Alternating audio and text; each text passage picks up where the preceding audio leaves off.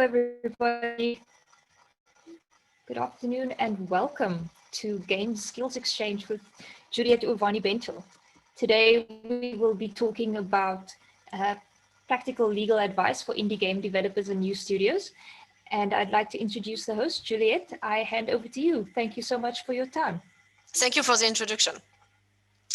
So hello everyone. My name is Juliette Auverny-Bennetot.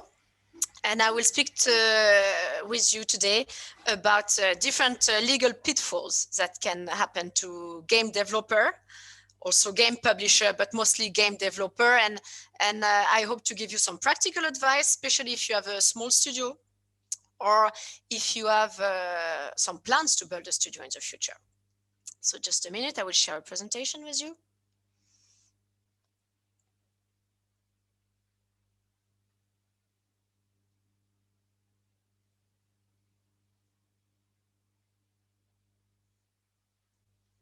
Just a moment. I hope you can see it. Or otherwise, please flag it. So this presentation will be followed by a time for question, but you can feel free to interrupt during the presentation, because I think it's nice when a presentation is lively and maybe you guys and girls have some experience to share. Maybe you also have discussed some contracts, or you're building your game now and you want to share with your other participants. So, feel free to interrupt and ask questions directly. I hope you all see the screen. Good. So my name is Juliette. I'm a lawyer. I'm specialized in IP rights. IP as in intellectual property rights. So basically how to create, how to protect creation. And I've been working for nearly 10 years in the game industry. First, I started working at Paradox Interactive, which is a big publisher here in Stockholm, Sweden. And now I'm working for a smaller publisher called Raw Fury. And before that, I used to work for a mobile company, but not with game. Working in a lawyer for the game industry is very, very interesting. If some of you are lawyers, I can highly recommend. It's a very creative environment. So there's a lot of fun. There's a lot is going on in the game industry, as you all know. So for a lawyer, it's a challenge. Every day is different. It's really, really interesting. So this is it. Let's go into today's presentation. First, I will focus on how to protect your creations. What is the most important for you, I guess. And again, we're back to intellectual property rights. There are different ways to protect your creations. But most important, I think, is not to infringe on somebody else's creation. So for example, if you do a game and you want to take some inspiration from another game or from a book or from a movie, something that you really like, some arts, how far can you go? Can you copy these creations of somebody else? Maybe not, but again, how far can you go? And we'll discuss that with different examples. There will even be a little quiz. I will ask you to look at two games. One of them is copying the other, and to determine if you think that this is the one who copies went too far. The second part will be a bit more general. It's about contract negotiation.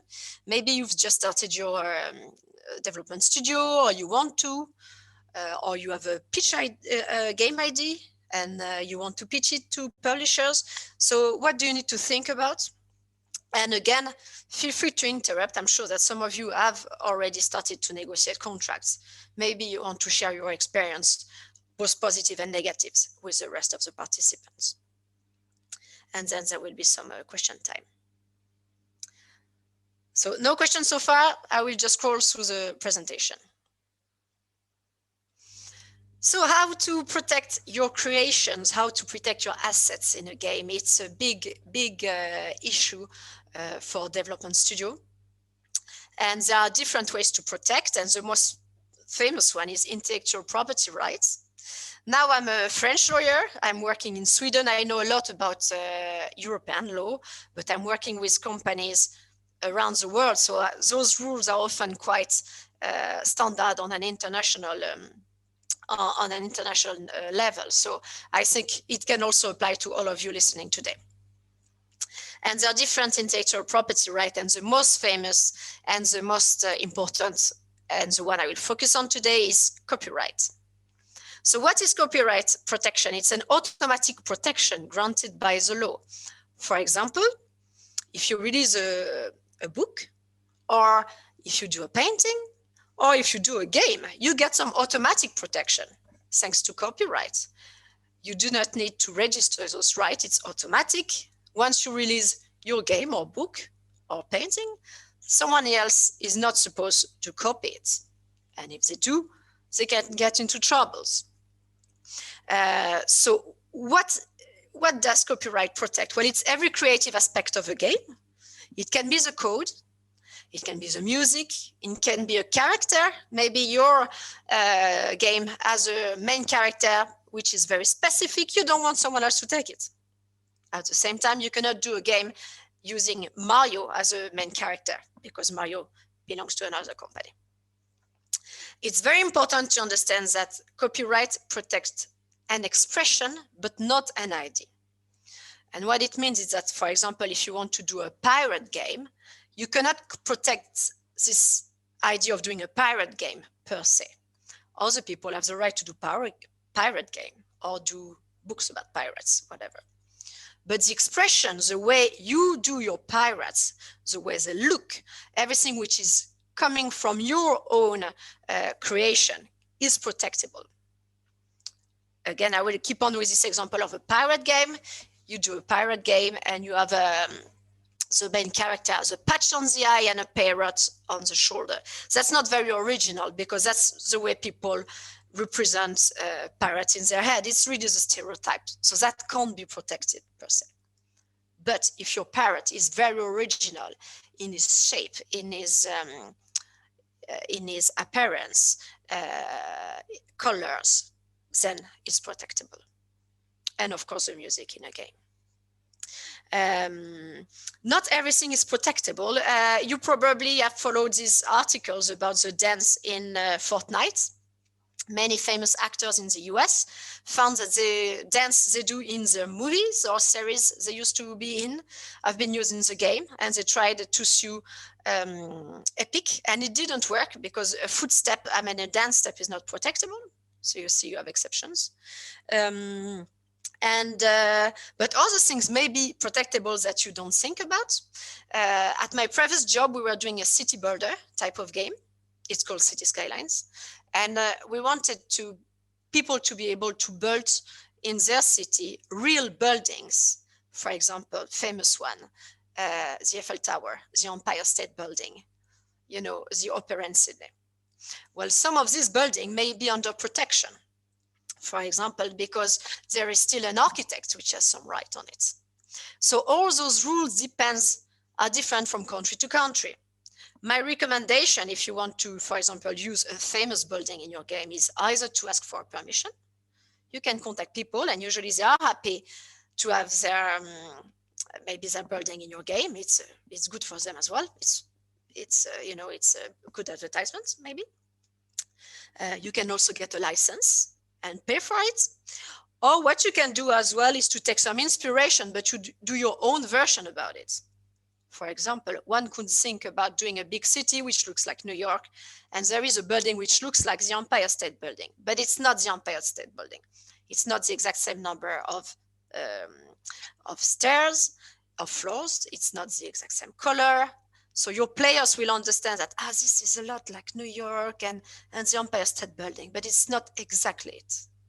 That can be a way to do it. Something else I wanted to discuss, because that's a pitfall which I think many developers do and face, is that there are some exceptions to copyright, but they can be tricky. A very famous exception is public domain. So usually in most countries, 70 years after the death of an author, the work gets into the public domain, meaning that everyone can use it. Most classic literature, all books are, for example, in public domains. The problem is that those rules are a bit different from country to country, and that sometimes there can still, 70 years after the death of an author can be a long time. So again, from my experience, in the previous company I used to work, we did a game on World War II. And the developers think, okay, let's take as many pictures of World War II we can from the internet or wherever, because it's so old, right? But sometimes the photographers who took those pictures during World War II, they haven't been, they may be still alive, or they are not dead for so long time. Their photographs are still under protection. So again, be careful, ask for permission, or maybe do your own version of it, of those pictures. You take inspiration, but you don't do exactly the same. Credit people in your credit lists. You can say at the end in your credit list of your game, oh, this character is actually inspired from someone from this book, and you credit the author. Because then if the author found out that you use their character and you didn't ask for permission, still the fact that they're credited, I think they will be happy and they will contact you maybe in a more friendly way. That's if they have the impression that you're doing money on their back. Finally, another exception is fair play. So fair play, it's a term from US copyright law, which basically allows journalists, teachers, school, documentary, news reporting to use and show different work of art or game or movies just as to inform others. And then they don't need a permission. And one of these exception is plagiarism. Sorry, no, you want to avoid plagiarism, sorry. One of these expressions, sorry, I'm looking at my notes once again, is parody. So maybe, you want to do something which is humoristic and you feel it's a parody. For example, you want to do a game which is, a funny space game. So your main character is someone who is very similar to Luke Skywalker. And you feel it doesn't matter, it's a parody. I'm just making fun of Star Wars, like many people do fun on Star Wars, right? For example, The Simpsons have some kind of Star Wars episode. Parody has very strict rules to be able to be an exception to copyright. And most of the time, if you make money out of your game, it won't be seen as just a parody. It won't be seen just as someone having humor and making fun of somebody else's game. It will be seen as you're trying to use somebody else's work and make money out of it. So you can also get into trouble. So if there's something you can keep in mind from this first slide is really copyright, creative aspects are under protection. And when you want to use old work, which may be in the public domain, or when you want to do a parody, don't think that you can do whatever you want. It can still be under protection. So it's good to keep an eye. Does anyone has a question? Yes, there's a question in the chat from Kendall. Good. He says, what recourse does one have if their IP is used without permission and no credit? So, for example, if you do No. a game and someone else copy it, we will go back to that later on, but I can already give an insight. I think first you should contact those person. Because in my experience, many people, especially in the game industry, when they copy, sometimes it's just, because they think you're talented. So they're like, oh, it's going to be seen as a praise. I'm using that character, but they'll know that it's just because I admire what they do. So I think just to drop a line on an email and say, look, guys, you're using the same character as in our game. Maybe you don't mean anything bad, but I don't think that's okay. Because that's and we spend so many times and money in investing on it. Could you please stop? And I would say that in many, many cases, it works. It doesn't work all the time, but it works. In this industry, I think it works a lot of time. Then social media and platforms such as YouTube, Facebook, Instagram, all of that. They have what we call takedown notices. Typically on YouTube, you see a video of someone showing a new game, but it's a copy of your game. You go on this takedown notice on the YouTube website. Sometimes it's called DMCA. And you fill in, for example, you can click in some pictures, screenshot of your game, and you write simply like, look, this is a link to a game that is copying mine. Could you please remove it? In many cases, it works. They remove it. Sometimes they ask the permission to contact first the infringer to see if they have anything to do. Sometimes ask for more information. For example, they can ask for more screenshots, or but it does work as well a lot. And I don't think you need to be a lawyer to fill in those notices. You can do it yourself. It works in many times. One thing that I know is that sometimes some company told me, oh, but we tried, but it never worked. And when I ask them, it's because often they were very aggressive. So, you know, they will contact Facebook and say, how dare you put on this game, which is a copy? Then, of course, you don't get a good answer.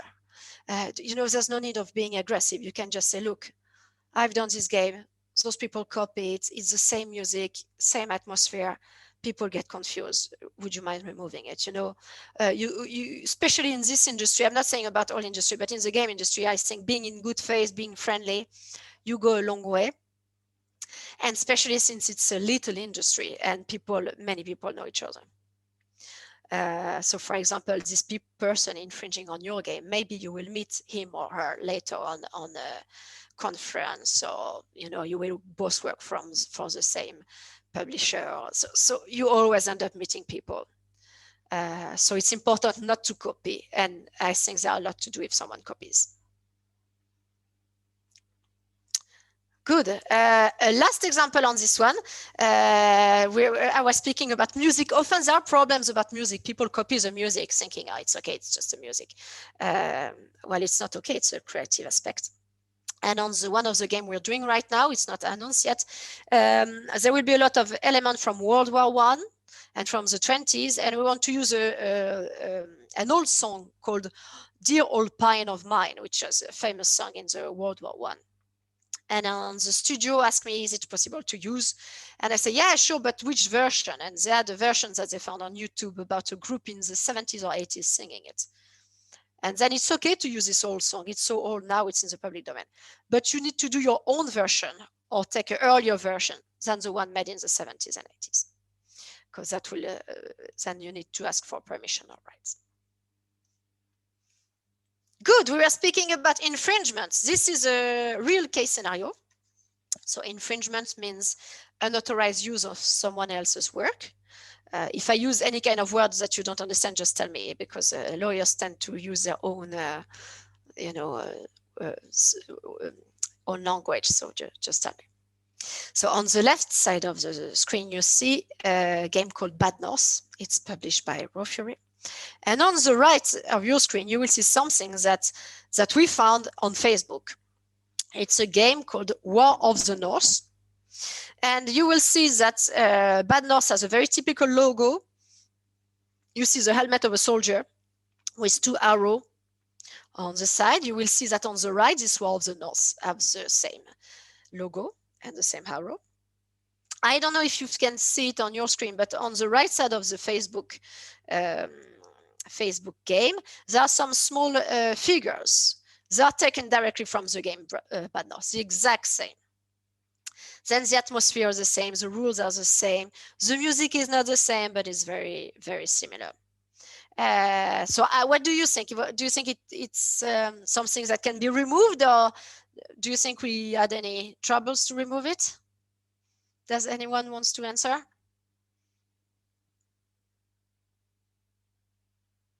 Then I can answer. I contacted Facebook and they removed the game.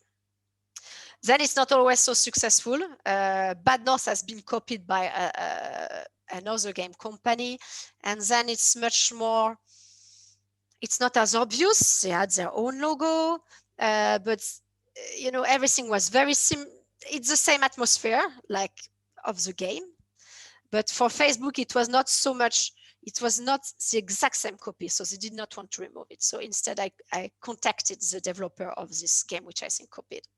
For the moment, I haven't received any answer. Again, I still think that in the game industry, people react and usually are in good faith and they answer. In that case, it's more struggling. So it's not working all the time, but it works in many occasions. The criteria that judges look at if you end up in a lawsuit with a copyright infringement is often the look and feel of the product. and consumer protection.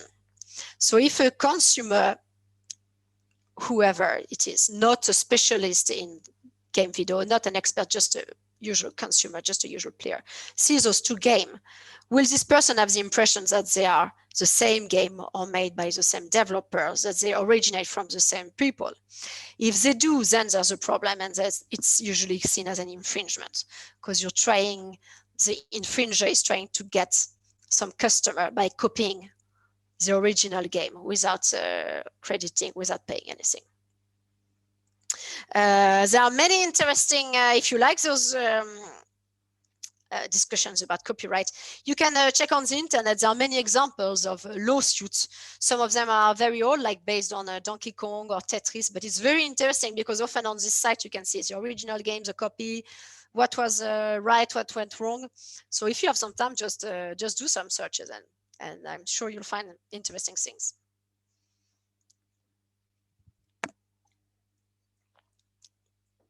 Let's keep on with intellectual property rights and how to protect your assets. The most important one, I think, is trademark. So trademark, we all know famous trademarks like Apple for computer, Coca-Cola. It's a sign of quality. It's a sign that gives consumer recognition, and often people are very protective with them. In the game industry, typically the trademark will be the title of the game or the title of your studio, but mostly it's the game title. You want to protect it. You don't want someone else to have the exact same title, because it can confuse consumer. And of course, also when you put your game on the platform, let's say Steam, it's important that games have different names. Otherwise, you don't get any, you don't get out. And the name, if it's already taken by someone else, the platform owner, again, let's say Steam, will tell you, you have to change the name because there's already a game with this exact name here. You can register trademark. It's not at all an automatic protection like we saw with copyright. So you need to register, meaning it costs some money. In the Europe, if you want Europe to apply for a Europe trademark, it's about 1,000 euro to do the application. Either you do it on your own, or if you get the help of a lawyer, then of course it's more expensive. So of course, if you have a game and you want to protect the trademark in Europe, the USA, it starts being very expensive. So often it's when the company grows a bit that you can do it. But a bit, again, like a bit I said about copyright, the most important, I think, is to make sure that you're not infringing on somebody else's rights. So if you want to call if you have a very good tight game name for your game, look if there are already a trademark or a game name this way. You can make a search on Google. There is also a lot of trademark databases which are available online. They're free. You can check if the name is available or not. I think it's a good step. And you can also contact platform owners and social media like Instagram, Facebook, YouTube, etc., etc. If someone uses the exact same title as yours, you can say, this is my trademark, or this is the title of my game. So trademark are very interesting. And you can also find some more information about them in the game industry online. The next one is domain names. I will go very briefly through it. Of course, the domain name, the URL, the website you want to register your game on. Usually they match the title of the game. And this is registration is not too expensive, but it can be good to also to check. You have a good name for your game. Well, check if the website is available. If it's not, maybe you can choose another title, another name. One is patent, another intellectual property rights. Patent needs to be registered, just like trademark. It is very, very expensive, much more than trademarks actually. And you really have to have some kind of novelty, and it needs to be on the technical aspect. You see, if you come with a new idea, an invention, then you can protect it. So it is mostly for, let's say, game engine. Also, only some companies in the game industry file patents. Or I've never done it in any of the company I've worked with. But again, if you come with an invention, something which is technically advanced and new, you should protect it and then it's patents. But most game companies do not have patents. Finally, an intellectual property right, which I think is often overlooked. Maybe people don't think too much about it. Also, it's super, super important. It's trade secrets. So what is a trade secret? It's an information which should be kept confidential because it gives you an advantage towards against competitor. It can be a game which is not yet released. You don't want it to be to end up on the internet and everyone can see it before release. You don't want that. It can be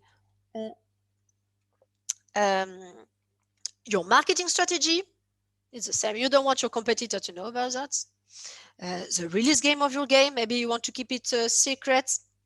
And a way to protect those trade secrets is to sign NDAs, non-disclosure agreements, with people with who you share confidential information. Sometimes it's a bit difficult, especially for small companies. They don't really dare to say like, look, I'm going to disclose a lot of confidentiality to you. Can you please sign a contract, an NDA? Because it can feel and looks like you don't trust people. But I don't think it's a question of trust. It's just a question to make people aware, like, look, this is very important to me. I don't want it to be spread all around the internet. Just keep it for yourself, you know. And it's also important if you negotiate with bigger publisher, bigger company, and they give you some confidential information and ask you to please keep it confidential. It's important that you respect that. Another way to protect your trade secret is to sign employment agreements. If your company grow, you're a bigger and bigger studio, people will no longer just be freelancers, they will be proper employee. While in the employee agreement, you can write that everything which is works related should be kept secret. It is again important, and I think again, many people in this industry are young. Many people in this industry don't like everything which is formal, you know, contracts and papers and documents, administration. But this is important, you know, to build trust and make sure that those information which are important to you are kept confidential. Good. Do you have any questions about intellectual property rights? Because otherwise I'll jump to the contract. Well, I have a question. What is an example of a patent in gaming? I know that there's a game called Candy Crush. You probably know it is very famous by King. I know that King has a lot of patents. I can't really tell you why. Is it because they work with an engine that is specific? Is it some technical aspect of how the game reacts, you know, some algorithm? I don't know. But it's just one of the, I think it's maybe the only example I can give you, because I have some friends working for King. I know they file a lot of patent application. Again, patent is expensive. No. It's you really have to have thought about an invention, and then when you have your patent, it's public. I mean, it's not public in the sense that people can use it, but because it's an invention, it's disclosed all around the world, so that people, you know, can keep on advancing the technology, you know. So then it's no longer a secret. So that's a lot of things to consider when you file a patent. But I'm sorry, I can't really give you another example. In my previous job, I used to work for a mobile company. Then, of course, it was all the aspect of a mobile phone, like the antenna, the way it was done, the battery, if there was something specific. But with physical products, it's much more easier than with software. Okay, thank you. No problem. Anyone else? Then I'll jump to the next slide, and it's about contract negotiation. Contracts, again, many people in the game industry don't really like contracts, don't really like everything formal, please sign here, please read that. And yet you can't really avoid it.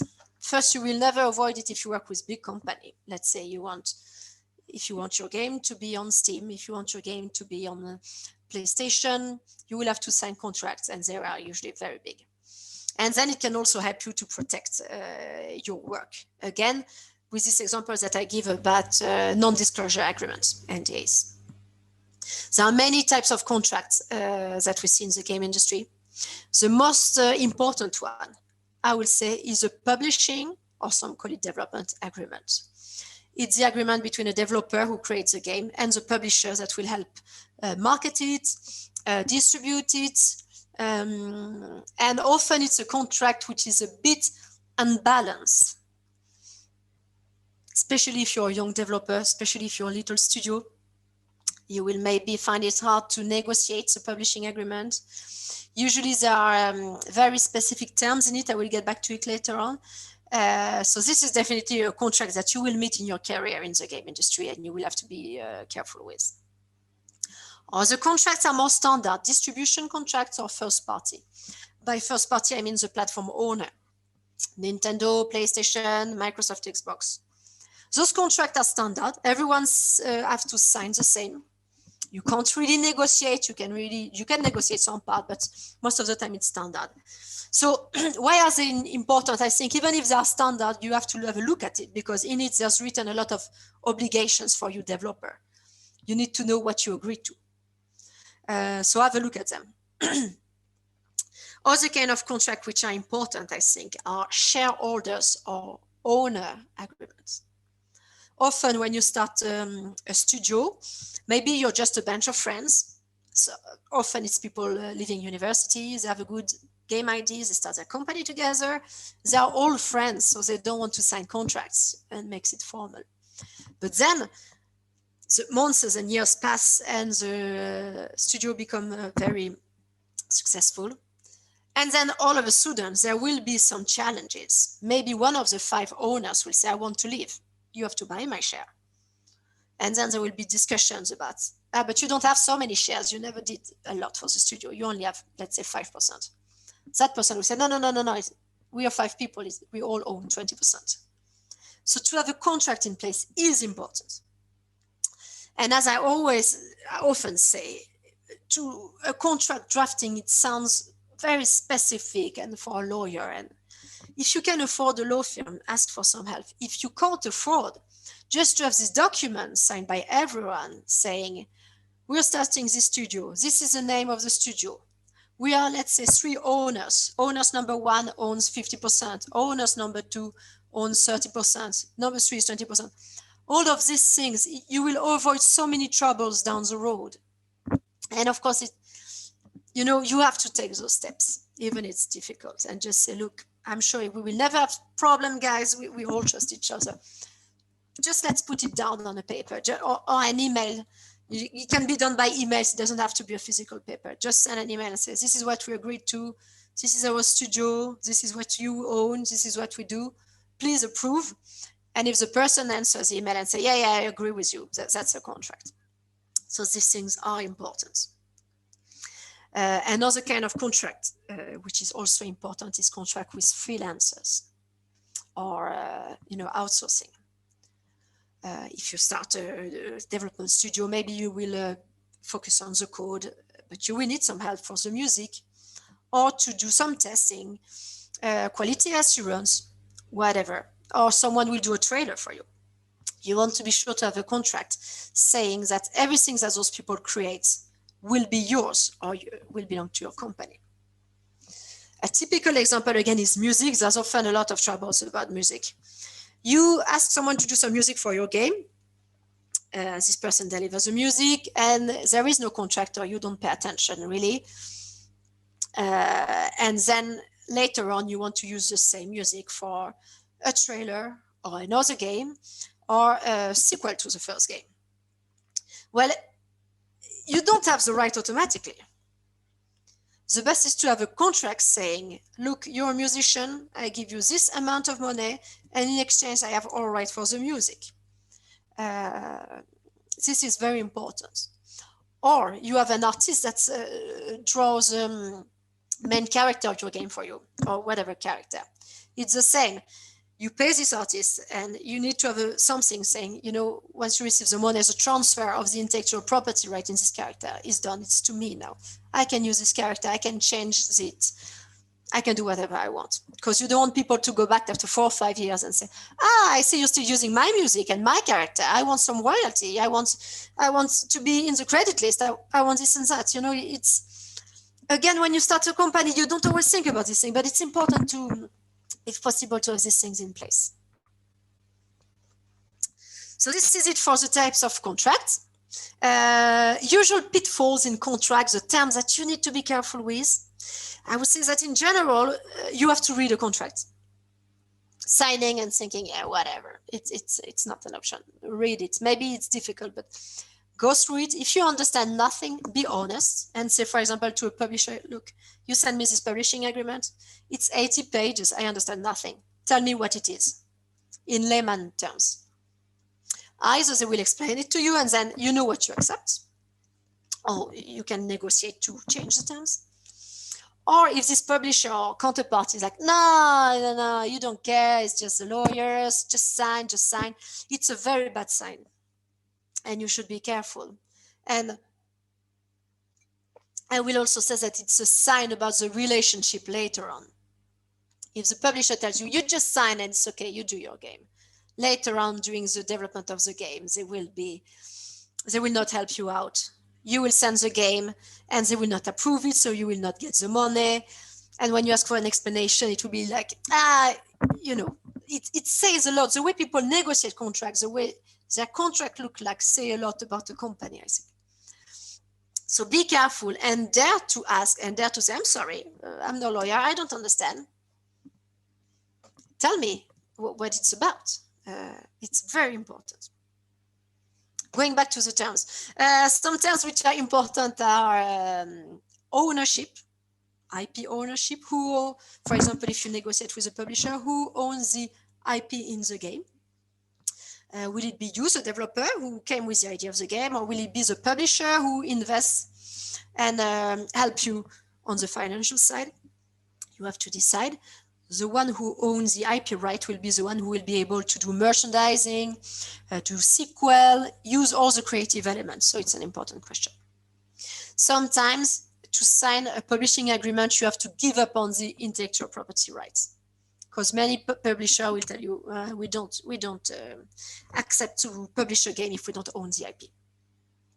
First, you have to know that some publisher accepts that you behold the IP. It's at Raw Fury, that's what we do. And then if there's no solution, you have to give it up. I think you should ask for 2 things in your contract. First, a right of first refusal, so that if the publisher wants to keep on developing the game, do some DLC, a sequel, prequel, they have to ask you first. Secondly, if the publisher do not use the IP after many years, they don't care anymore. There should be a reversion right, like the IP goes back to you. Or you can buy it for a reasonable price or something, so that you can keep on working on your world that you created. Of course, the financial terms are important. How much you will get paid. Typically in a contract, it will be written, you will get paid 20% from net revenues, 80% from rate revenues, 60%. Check the definition of net revenues. Usually it's all the money earned by a distributor or publisher, minus some things that they can recoup. Check what they can recoup. How much is it? Is it reasonable? If they do your game in a physical form, and they have some cost for printing, and doing a physical game, I understand that they can remove the cost for to fabricate those games. But sometimes I think it's not always just what they can remove from your share, So have a look at it. Make sure you understand what you get. Make sure also you understand when you will get paid. Often when a game is released, let's say 1st of January, I say that because it makes the example easy. Your game is released on the 1st of January. Your publisher will have to wait until all the platforms and distributor send them money. Then they recoup their share. Then they send it to you. Sometimes maybe your game will be released 1st of January and you won't get any money before 1st of April. So make sure you know that, because in the meantime, you have to leave. You have to make sure that you can pay salaries.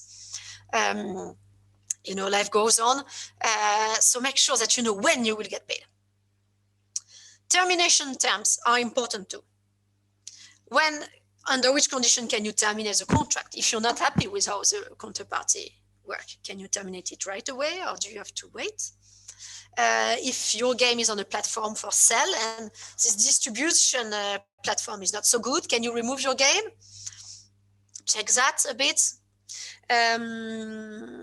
Support is a question that often pops up between developers and publisher. Who is responsible for supporting the game? Localization is also who is responsible for localization. So translation of your game in other language, it costs a lot of money. Is it the publisher? Is it you? So many terms like that are important. In general, my recommendation would be to use common sense.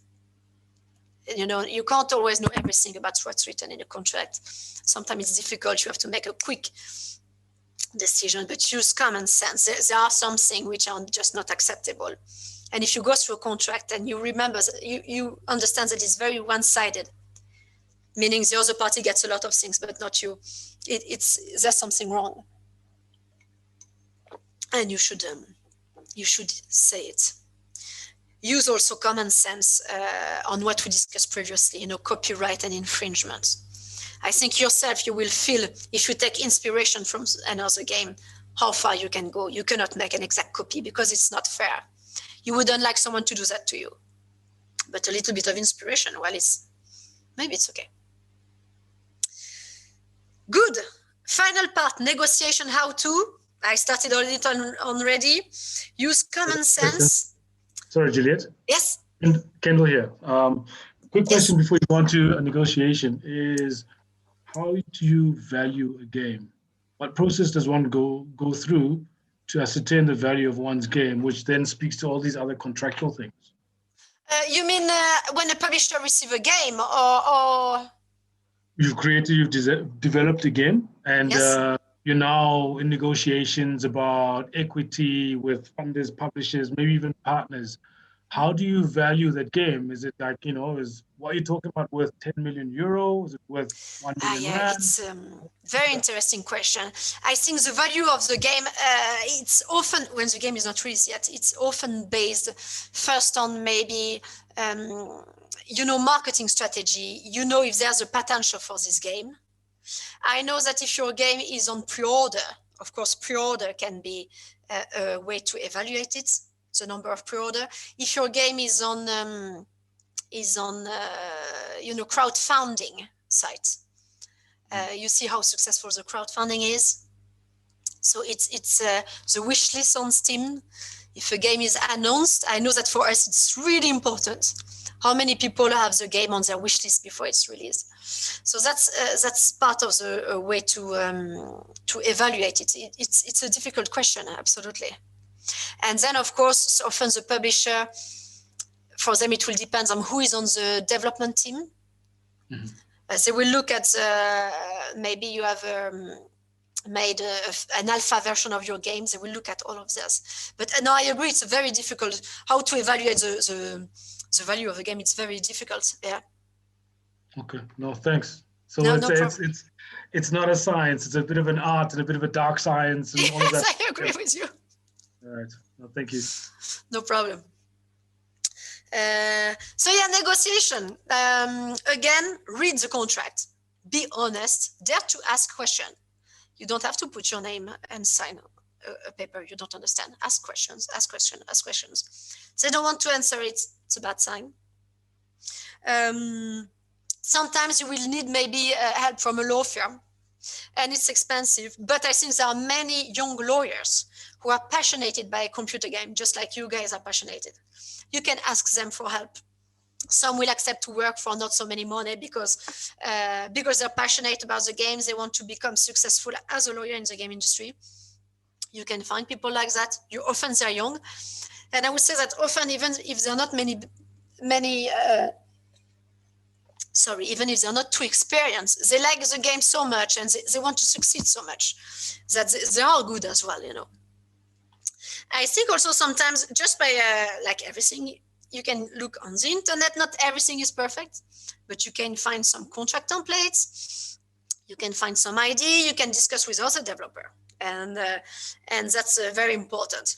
I think in general in negotiations, especially between developer and publisher, it's important to be honest and have some trust, because if you sign the contract, you will go through some hard times when you, as a development studio, often you get into difficulties when you keep on developing your game, and there will be some friction. Maybe the publisher will want you to do a specific kind of game. You want to go the other way. How do you solve that? There needs to be a trust. You know, it takes two to tango. You need to be two in it together. So, you know, you need to feel that you are with a partner you can trust, and you need to be honest, and also honest about what you can deliver. If you deliver a game and the publisher tells you, oh, you need to correct all those bugs, can you do it in 5 days? If you can't, just say, look, 5 days is way too short, you know it. Instead of saying, yeah, absolutely. And after 5 days, they go back to you and you're like, oh, it didn't go the way I thought. It can endanger a relationship. It's not good. So, you know, I believe in honesty. I think on the long run, we all earn a lot from it. And this is it. Any other question? Are you all sleepy? I hope not. Hello, can you hear me? Yes, I can hear you. Yeah, I'd like to ask based on copyright. Yeah. Yes. So you know how indie developers use a lot of asset flips? Can you copyright a game built on asset flips? Can you copyright a game built on asset flips? Mm-hmm. So by asset flips, you mean assets that you found on a website like Shutterstock and all of that, or? Yes. Assets from the website. Yes. So you need a bit to be careful what you use. For example, if you want to use pictures, you know, you have a website like Shutterstock and you can use pictures. And those websites usually have cleared the rights. So you know you can use them. If you use them as a private person, you don't need to pay. If you're a company, you have to pay some license. So I will just look at the website where you take your material and make sure it's legit. It's not always easy, but I'm sure you can ask also the game developer to give you some idea. Because then if you use those assets from those websites, some of them are very good with music, for example. You know that you're in the clear. But just to take some random stuff on the internet, I think you should be careful. And sometimes, you know, you want to use something, it's on the internet, but you can't find who is the author. You don't know how to contact the person to ask for permission. One solution could be you put it in your game, but in the credit list, you write something about it. You write like, this picture from New York has been taken randomly. I cannot find the author. If you are the author, just contact me or feel free to reach out. And I think it helps a lot. And finally, if you take somebody else's work by mistake in your game and that person get pissed, you need to be ready to remove it from your game, doing a patch, for example. Usually those things don't end up with a lawsuit. If you're like, oh, sorry, you prove that you were of good faith and you remove it, usually you don't get into troubles. Okay. Thank you very much. No problem.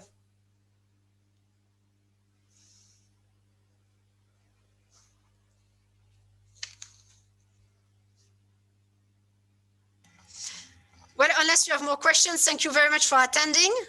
And if you have any questions or, you know, I'm on LinkedIn, for example, you can find me. If all of a sudden 10 minutes after this presentation, you're like, oh, I should have asked that question. It was very important, but I forgot about it. Just contact me and I'll try to help the best I can. All right. Thank you very much. Tabo Tolo, is it all right?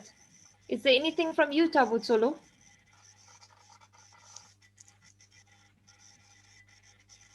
No. Okay. Nothing from Tabo. Okay, thank you very much, Juliette. We appreciate your talk. It's been very informative and we've learned a lot. Thank you very much. Thank you very much. Bye-bye, everyone. Bye-bye. Bye-bye.